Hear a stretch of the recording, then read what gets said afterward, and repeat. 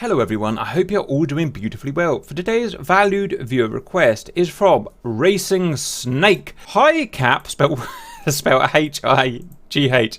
That's cool. Thanks for the great content again. Bit of a not so valued viewer request. Does having external tanks on the F-15C prevent clean jettison of stores, brackets, some needed to be fired as opposed to dropped? Or does DCS model fidelity not render that degree of accuracy? Also, F-15C with a hook win, and we've got a link there. And let's go to the link. The War Zone. The full story on that Oregon F-15C that fired its missiles into the sea before landing. So, we're not going to read the whole thing out because it will take forever, but an F-15C Eagle from Oregon Air National Guard's 142 Fighter Wing had fired its live AIM-120C AMRAAM and AIM-9X Sidewinder missiles into the Pacific Ocean before making an emergency landing. Note, fired rather than just jettisoned, which is what today is about. Despite the planned training mission, because our airframe was planned to be on alert that day, it was still armed with 4 AIM-120Cs and 2 AIM-9X missiles, all of which were live, as well as 940 rounds of its 20mm high explosive ammunition. It also carried 48 decoy flares and 2 external fuel tanks. Shortly after takeoff, the pilot, whose name and rank is not present in the unredacted portions of the accident report, noticed a warning light indicating that the jet's left main landing gear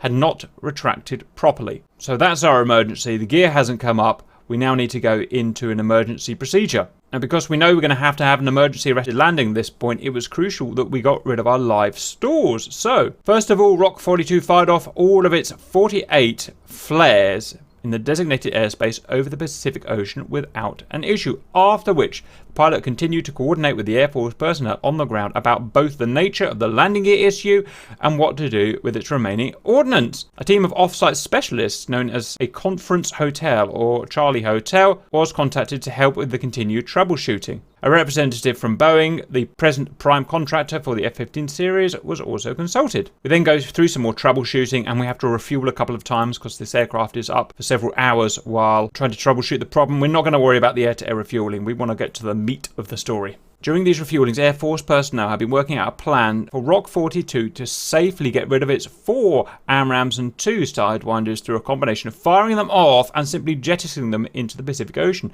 They determined and relayed to the MF, it's a mishap flight, that they would need a 40 by 12 nautical mile shooting lane in the sea at the lowest possible altitude. Interestingly, clouds off the Oregon coastline made it difficult for Rock 42's wingman to conduct an impromptu range sweep to make sure that there were no civilian or commercial aircraft in the lane or ships in the water below. Air traffic and shipping lane traffic data was subsequently used to confirm that the area was clear. So what we're talking about here is to get rid of these missiles, we have to fire them live with the seeker heads live and armed.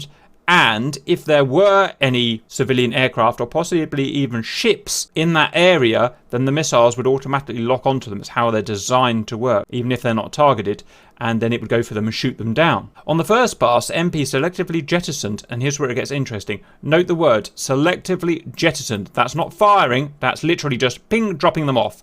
They have special mounts that allow to jettison rather than actually firing. The AMRAAM located on Station 3, that's the left side of the fuselage, actually on the fuselage, followed by the 7 on the right side of the fuselage. The report says the MFL, mishap flight lead, observed the missile separate from the MA and impact the water, marking the coordinates and observing that they appeared to break apart and impact. So they just dropped off, basically, selectively jettisoned in a controlled fashion. The MP conducted 2 more passes, firing the remaining 2 AMRAAMs on the second pass and then the Sidewinders on the third pass. So fired at this point, live fired. After the third pass was complete, the MF proceeded to the tanker again to fill up. The report does not give an explanation for why it was possible to jettison the 2 missiles under the fuselage but not the others. However, this would have been due to the external fuel tanks which remained attached to the aircraft throughout the mishap, presenting an obstacle for safely jettisoning the missiles on the underwing pylons. It was also determined that there was no major added risk to the aircraft or its pilot from leaving the 900 140 20mm cannon shells in the magazine. It then went and landed with its emergency tailhook, which we'll have a look at now. They did use a barrier cable in order to slow the plane down upon landing as it came into the airport as a safety precaution. Now, the National Guard said the pilot was flying as part of a previously scheduled training exercise when they declared that in-flight emergency. Now, let's have a closer look at my desktop this time, which is a bit weird to see why the problem is. You can see that that Sidewinder there and that AMRAAM there cannot be jettisoned. I know this is an Echo model, but it's the same thing in terms of this area here. The fuselage pylon, which would have been about here for a C, can easily drop off, no obstruction. This guy here and this guy here cannot drop off. If they did drop off in a selective controlled jettison, they would smack the side of that fuel tank, and obviously you'd have a major disaster. So the only way to get rid of those two stalls there were to live fire them. Which begs the question, why on earth didn't they just jettison these tanks? These fuel tanks are essentially designed to be jettisoned. Well, you get two types. You get the proper ones, which is what you're going to see here, and then in a war zone, you would take up temporary ones, which are designed to be jettisoned, but you can jettison both as far as I'm aware. So these could have been jettisoned, and then these two guys could have been jettisoned selectively in a controlled fashion rather than fired. So why didn't that happen? Why didn't they get rid of their fuel tanks? RC, any ideas on that? It could be that he couldn't drop the tanks because the gear were down. Right. Because that would have created a problem with the gear. Maybe the way they fall would have knocked the gear off or something. That's the only reason I couldn't think they wouldn't drop them, because they definitely don't want that extra weight on an emergency landing. It's weird, isn't it? My thinking was more along the lines of maybe they wanted the extra fuel for loitering and stuff, but there was no way that would trump having to fire live missiles into the ocean. It's weird. So right. You can have the tanks on a loiter, but before you do an emergency landing, you're going to want those tanks off. Just more weight and problems that you don't want. I'm guessing it has to do with the tanks were an issue with the whole malfunction in the first place. Like, Roger. Either they weren't working right, or because the gear were down, they were worried that tanks were going to strike a gear or something. Roger. Well, what we can say is in a normal configuration, that plane can drop its fuel tanks in DCS and in real life before dropping its missiles. It's designed to be able to do that. But for some reason, in this scenario, it couldn't drop the fuel tanks for reasons I don't suppose we'll ever know. Now, if you look, RC, at the front of your aircraft from a kind of frontal view that I'm looking, you can see clearly that AMRAAM on the side, I've forgotten the station numbers, and that Sidewinder have a massive risk of banging those fuel tanks, especially if they're just jettisoned downwards. They may have the way they jettison, they may be pushed out to the side a bit, but do you see what I mean? They're physically above the tanks. Yeah, the one on top of the tank? Yeah, the ones on top of the tank, yeah. Yeah. Let's see what you're saying. So the fuselage, easily get rid of them, no problem. Those guys, if the tanks are not removed first, are going to have to be fired. So that's just, that's simple. So first things first, let's show that we can dump our tanks. So in fact, you do that. Whee! Tank separation. So the real F-15, boom, can get rid of its bags like that. I'm going to leave mine on, as per the theory. So first of all, let's get rid of our flares.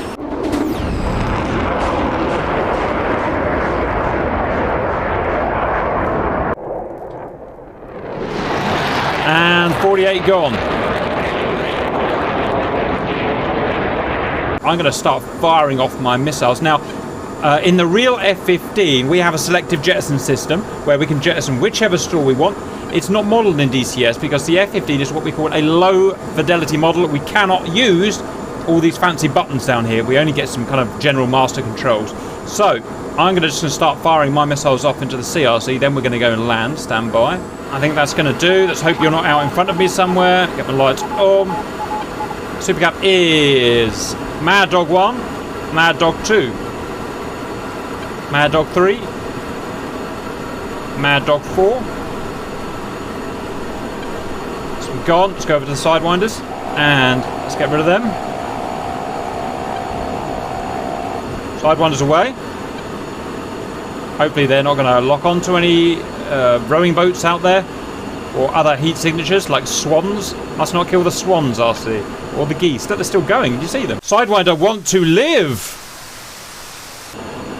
They're going to run out of battery soon. Or run out of something. You see them, RC? That's why they must have done it in a kind of pitch down tactic. Oh look, they're flying in formation with each other. That's the best thing I've seen today.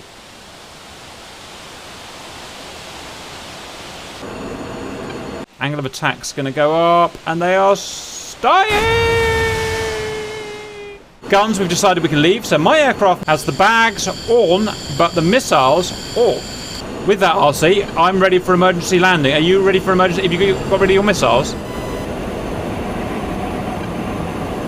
Oh. You blew yourself up, RC. Right, well, no, you're going to live with that consequence. You're going to land like that. Now I need to land. Right. Uh-oh. You've got a real problem now. I'm landing, but not in the right spot. Right. A way that only RC could kill himself. Don't worry, RC. I'll go on my own. Where's that goddamn base? I killed myself with my own weapons. Yes. Yes, you did, RC. I've not seen that before. RC, you're special. Now, unfortunately, valued viewers, the hook is not modeled in the DCS. It's just the way it is for this aircraft. So we're going to make a non-retarded landing, although it may still be retarded. Where is the base? This is Super Cap, emergency landing. My gear is stuck half in, half out. I've managed to jettison my missiles, but my tanks, no luck. 200 knots, that's pretty fast, RC. That is pretty fast. Then again, I'm a pretty heavy fighter.